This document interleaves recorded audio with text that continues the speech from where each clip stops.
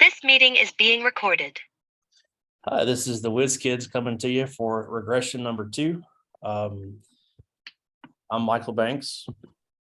Rachel Lee. I'm Isaiah Rhodes. Kevin Sosa. Erica Brown. And for this project, we wanted to look at potential Super Bowl wins or winner. There's a lot of factors that go into this, and in doing so, after doing the project, we've discovered that, maybe not necessarily picking the winner, but what variables would help predict a winner of it. Maybe not the actual winner, but what conditions go into it to make a team better for the Super Bowl. So if we'll look at, I'll pull the database up and we'll go over it for you real quick. Pull this one up, it's a lot prettier. So what we did is we took all the teams and divided them up into the AFC, NFC, and each of their divisions, north, south, east, west. There's 32 teams total NFL. That's probably the best team. I'm a little biased, but Saints, who dat. In doing so, we were thinking collectively as a group, what variables may, help predict a Super Bowl winner. Well, the obvious one is your win percentage. You're not going to make Super Bowl if you got a bunch of losses. So if you're not, 15-3, 14-4, or 14-3, and it's only 17 now, then chances are you're, may not make it. Now, if your division is not so great, kind of like currently like the NFC South, nobody has a winning record, and the winner of the conference still goes to the playoffs. So also too, this data is for only week 7 of the NFL. Each week is going to change with wins, losses, injuries, head coach win percentages, toughest of schedule, all that's going to change. Defensive ranking and offensive ranking will change week to week. One of our second variables that we looked at was the stadium itself. Was it inside? Is it outside? I know, being a Saints fan, watching Saints play up north, when they have to play outside and cold, especially like places like Green Bay, Chicago, they don't do as well as they do as when they're inside, say like the Superdome where they're used to. So we took that into effect. The best way that we could come up with doing this was giving it a dummy value of 1 to 0. Every team that has a outside stadium is a 0. Every team that has a 1 is inside. And then next would be our injuries. The next variable is injuries. Of course, if you've got a lot of players out, a lot of key players out, it's going to take a very big toll on how productive you are, especially in your win on the win column. What we did here was the lower the score, the lower the injuries, the lower impact you have. Going through this, how I did this was I looked at each team and looked at what players were out and what positions were out. So key players and key positions, meaning quarterbacks, running backs, wide receivers, linebackers, safeties. Those are probably more of your key players in the game.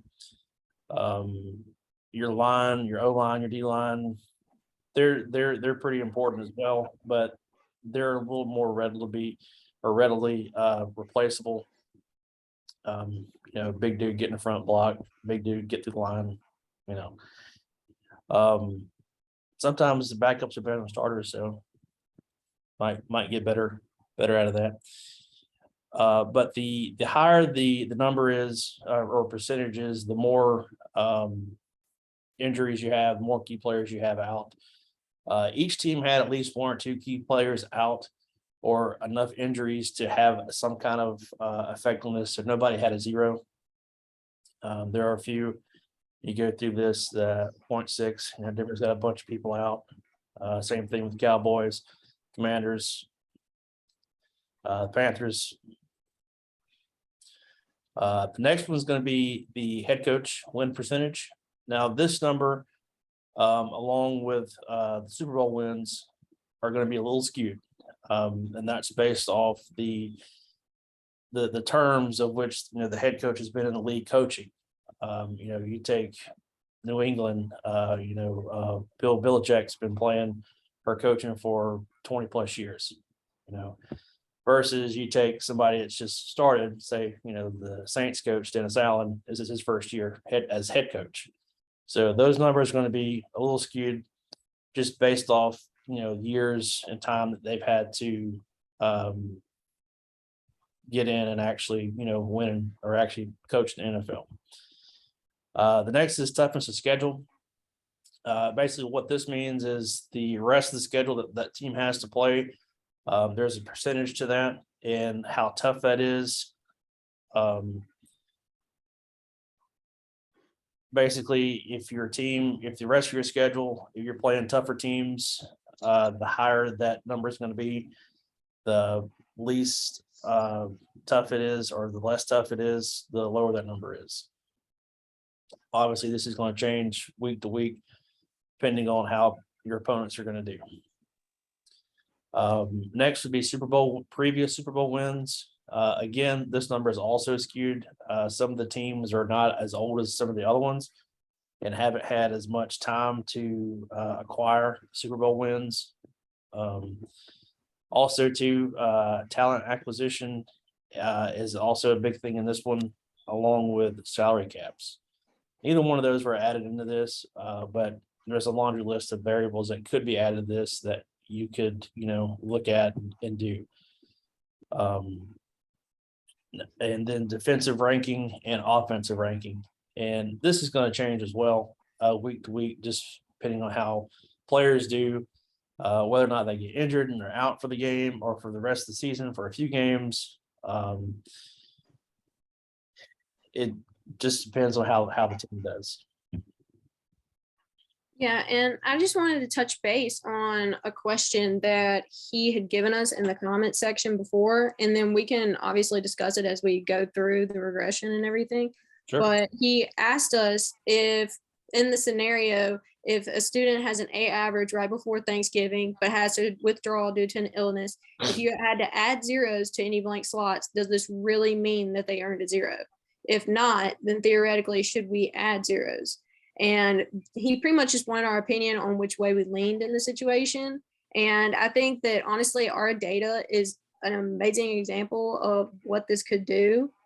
Because, for example, like Michael said, like some teams are new, or for example, with the injuries, I know that he talked to Dr. Wilson about how to actually quantify that without skewing the data. Because if we looked at all of the players and all of them that were out injured, it would actually skew the data. So I just wanted to actually talk about that for a minute, just to discuss it. And then what else? Let's see. And then I just thought it was interesting to, like, once you actually start putting together the data and looking at it, how this is used in real world concepts. And for some reason, my mind just went to like gambling and like casinos and like gambling websites. And I feel like these are ways that they make their odds and how to bet for each casino, because every betting website's different. So they come up with their own analysis, a predictive analysis of how the odds are supposed to be. Yeah, that's a good way to think out of the box. I actually like that idea of the gambling thing. Because I'm sure that they're probably at some of these casino places do have, data analysis people that sit there and crunch numbers and come up with odds of, the house should, allow these odds to entice people, but, maybe the house still always wins. Yeah, always wins. And then, and then me and Michael, it was funny because I thought of it and he thought of it too, but we never said anything about it till now, was that like, how different would the data be if we took these numbers and instead of using like a percentage for a couple of things, we put them on a scale, like put it on a scale of like 100 points? And would that make the data less messy per se? Would it make it cleaner? So after looking at this, before we even get to the correlation and regression, do you think there's anything that we should have taken out that maybe, just referencing back to what you were saying about the zeros, if somebody doesn't complete the course and they just get zeros, excuse the numbers. So you should probably not add them to that. Yeah. Based off what we're doing here with football, looking at that, is there anything that you think that we should probably take out or maybe change? On this one, I would maybe change the previous Super Bowl wins because, like you said, there are new teams Right. that haven't had the opportunity to win a Super Bowl. So I feel like that could skew the data. And like you said, the head coach win percentage, I feel like that could skew the data. Well, I understand where you're coming from too, but actually looking at this, it does play some factor into it. There is something to be said for a head coach who actually has won Super Bowls. Say, for instance, Bill Belichick, he's got a few. Him and Tom Brady have been killing it the past 20 years. So, to have a coach that's been in that situation more than, say, for instance, a newer coach, there is some correlation there. I would think that they're going to have some kind of edge over them just because they've been in that situation before and they know how to win it. Right. I just think we gotta probably figure out maybe a better way to qualify the data. Like I said, I think you probably hit the nail on the head when you said that we probably should have put it in a scale. Well, in a way, I was thinking maybe we could do it is take in, like, for example, and we could only do it up to the current week of what like they're playing, but we could do like out of the current games up until this point, like how many games have they won out of a max amount of games. And I feel like that would do something, just to clean up. Because whenever it pops out to me, I look at like the current what was it? Like the percentages and stuff like that. That's really what I look at. And I don't know why it stands out to me, but it does. Okay. All right. Well, this is kind of the database, and now let's get into the actual numbers. Here, I'll pull it up for y'all. Erica and Akila were kind of over the numbers here, so I'll turn it over to you guys and let y'all go over the numbers. Okay, so our purpose of really doing a correlation analysis was like to determine what factors led to a winning season or possibly winning the Super Bowl.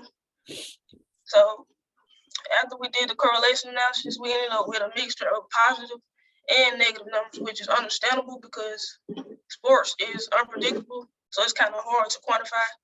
And like Michael said, the data is kind of skewed. So it leads to a lot of low correlation.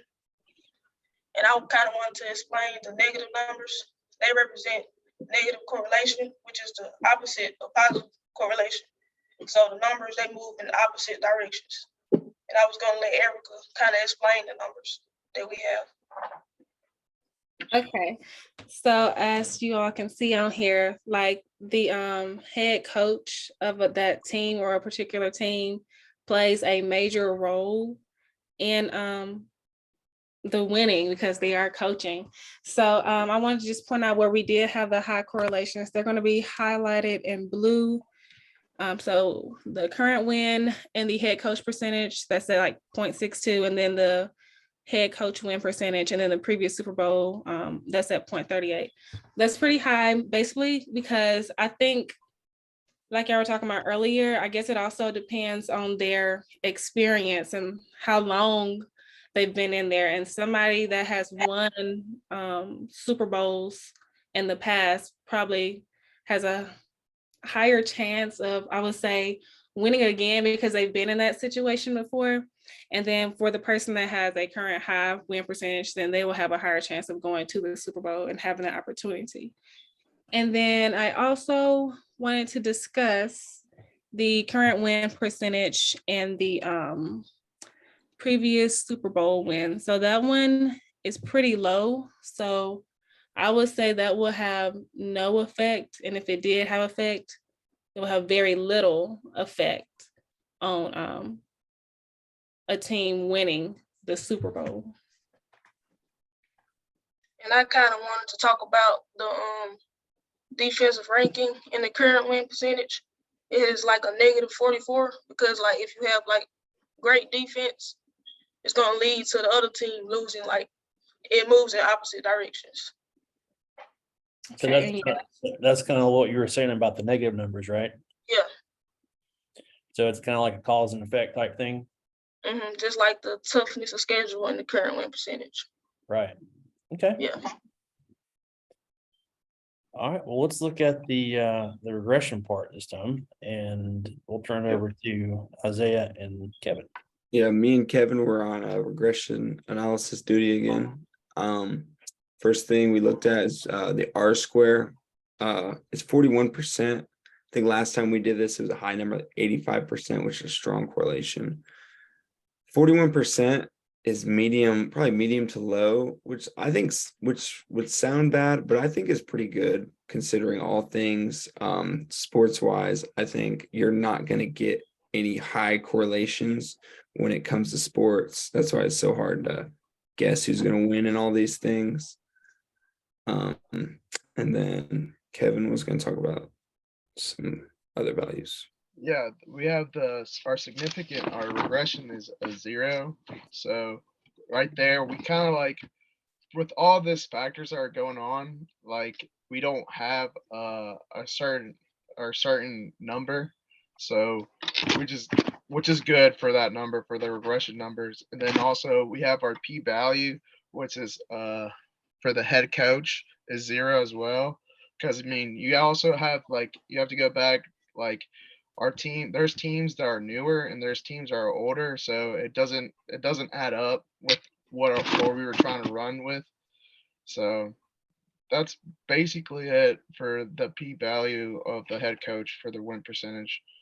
And the previous Super Bowl wins, I mean, goes back to that, to the teams. The teams we don't have like the exact amount of a number like what we want for this regression analysis. Yeah, it's yeah, the 0.25, the 0.27 means it's not like strongly correlated. Yeah, that's like it's kind of saying that like it's not a huge factor that year of if you're going to win the Super Bowl based on how many Super Bowls you won, because some teams have been around for, like Michael was talking about earlier, some teams have been around 100 years and some have been around 20, 25. So, you know, they can't, and then some are better, some might have been really good back then and been bad in recent years. So that's kind of why that p-value is that way, and maybe why the coefficient is negative. It is low, so it's kind of doesn't affect it as much, but it is negative. Another thing I want to talk about the regression analysis is the numbers were kind of hard. I feel like we had a lot of ones and zeros, and it started off as us trying to find a Super Bowl winner. And once we found out, we couldn't really predict it per se based on running a regression analysis. We could find who's more likely to win based on where they are in the season, based on win percentage. So some of the numbers we have like some, like if they're in a dome or not, you know, a 1 and a 0, it's kind of a 1 or a 0, and then we have percentages mixed in. So like we were saying earlier, we should have done it more on a scale, put everything on one kind of scale. That way it'd be easier to go into regression analysis. And it was hard to find the Super winner because that is also 1 or 0. How are you going to find, you know, percentage value of, you know, I'm not gonna say code, but like something like that. Also, what I want to go back what Rachel said, how like this you can never predict it because it's like gambling. So it's always gonna be like you're always gonna be missing, like a player can get injured mid season, and then it can just affect the whole entire data, you know. Yeah, So, and then another thing I looked at is some like teams that lost the Super Bowl that were undefeated. So like things that can skew it, like there's been like 2 teams that have gone undefeated and lost the Super Bowl, and there have been teams like that have like won the Super Bowl with like some pretty bad winning percentages, like in the 500s almost, which is pretty low. So that those things can skew the results over a long period of time, and with a lot of data, a lot of win percentages that go into Yeah, and I think that's also the rules of the NFL too, because they change, sometimes. Yep. Even here recently, they've changed the amount of games that they play in a regular season. I think it used to be 15, now it's 17. Yeah. And as the years have gone, offense and defense, I'm sure their value, like how they're weighted almost in like a regression or how valuable they are to a team have changed. I Well, know back in the day they didn't even pass the ball really. All they did was run. well, So and not to mention game some of changes. the rules have changed too, as far as like safety and how you can hit Yeah. a player or hit the quarterback, or you can hit them or you can't hit them. Yeah. And that plays a big factor in too, because I mean, a couple of years ago, it was really more aggressive. Now you can't be as aggressive. There's a Yeah. lot of, protocol for concussions and injuries and stuff. So that takes into that factor too. But yeah, I think we're on the right track. There are a lot of factors that go into this that we can't really put in the numbers because they change week to week and day to day too. Um, you have players that can get hurt, do get hurt, that are out for the rest of the season, that are great. And they're going to affect the team dramatically. That's why some of these get paid millions and millions of dollars or hundreds of millions of dollars and can't even, and they're hurt for 1 year and don't, the team's not as great. I think another thing you can use is regression analysis when you're talking about players is evaluating players. You could put on the factors kind of like we found. They could use their factors like yards and like how healthy they are, Sure. and how good they are in the cold or the hot. And Well, like and that's temperatures. what I was saying. Like, there's probably at least a couple hundred statistics you can use for this. Quarterback, like passer ratings, your Yep. touchdowns, your yards, interceptions. I mean, like, there's a ton. Same thing with your defense as far as interceptions, sacks, that kind of thing. And that all determines, their ranking, which is kind of where what we had, the 1 out of 32. That's like a dumbed down version of that. All that's in there. But I mean, you can break it down and get more in depth into it if you like. Yep. Yeah, you definitely have to go into details of everything for you to know who's gonna win. Yeah, It comes- I agree, because like I said, there's too many variables and too many Yeah. teams for each variable. I mean, you're And- thinking probably 100 variables plus 32 teams, so you're talking thousands of variables individual. So it ties back to like the big data. Like they're probably, I mean, when I'm sure teams are doing this exact same thing, I'm sure they have hundreds of variables and numbers and little percentages that all go into computer. And I'm sure they have their own supercomputers that they use to, evaluate player stats and their projected win percentage and all that stuff. well, and Especially- they also use this too for trading. So Yes. player trade is also a big thing when it comes to this as well. I think the free agent trade just ended here recently, if I'm not mistaken. And that's also another big thing that teams use. I'm sure they have some kind of data analysis person in their crunch numbers for trade values and on player stats and that kind of thing too. Yeah. So but I think we can conclude out of this though that your win percentage as a team and your head coach win percentage definitely has a good correlation in this, and that's going to be factors for winning the Super Bowl. I think we can conclude that, and that the previous Super Bowl wins, not a very strong correlation, but there is some correlation there. There probably is a slight edge for teams that have won those before and coaches that have won that before. So I think that that shows that in there. Yeah, that kind of shows the organization too. Sure. How does the organization handle hiring, who they hire, and stuff like that? Yeah, It goes back to more variables. definitely. So, all right, well, team, I think that's a pretty good job. Any other comments we want to add to this before we wrap it up? I think we're good. No, okay. All right, well, team, thanks for putting in the hard work. We did really well.